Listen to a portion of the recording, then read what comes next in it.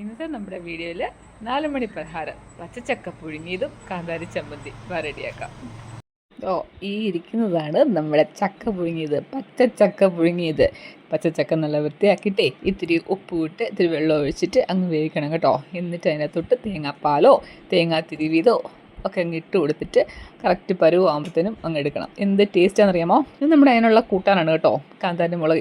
ഇത് നല്ല കോംബോ വേറെ ഇല്ല. എനിക്ക് തോന്നുന്നു മറ്റുള്ള കറികൾക്കാലൊക്കെ ഏറ്റവും ബെസ്റ്റാണ്. ആവി വറക്കുന്നതുണ്ടോ, കണ്ട കൊതിയാവത്തില്ലേ, നല്ല ടേസ്റ്റാണ്. എന്നിട്ട് ചക്കക്കുരുവും കൂടെ പൊളിച്ചിട്ടേ ഇതിനകത്തിട്ട് വേവിച്ചെടുക്കാം കേട്ടോ.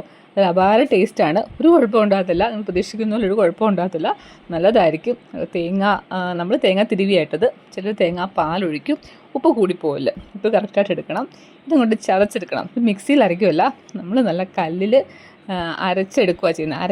ചതച്ചെടുക്കുക ചെയ്യുന്നത് കേട്ടോ. കാന്താരിമുളകാണ് ബെസ്റ്റ് പച്ചമുളകിനേക്കാളും.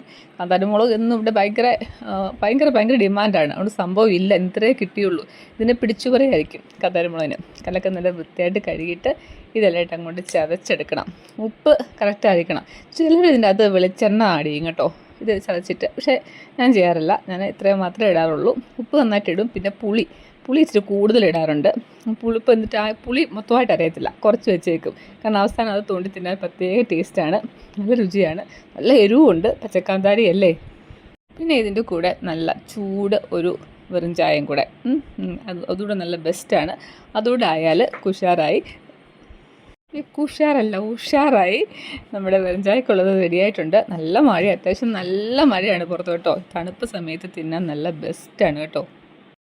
പണ്ടത്തെ കാലത്ത് ഇത് സ്ഥിരം ഫുഡായിരുന്നു. ഇപ്പോഴത്തെ കാലത്ത് കുട്ടികളൊക്കെ ഇത് കഴിച്ചിട്ടുണ്ടോ എന്നറിയത്തില്ല. എന്തായാലും സാധനം കിടുവാണ്.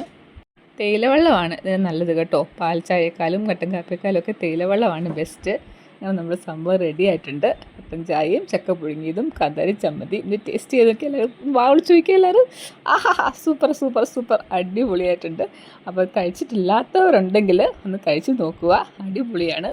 Healthy food. അടുത്ത വീഡിയോ ആയിട്ട് വീണ്ടും കാണാം.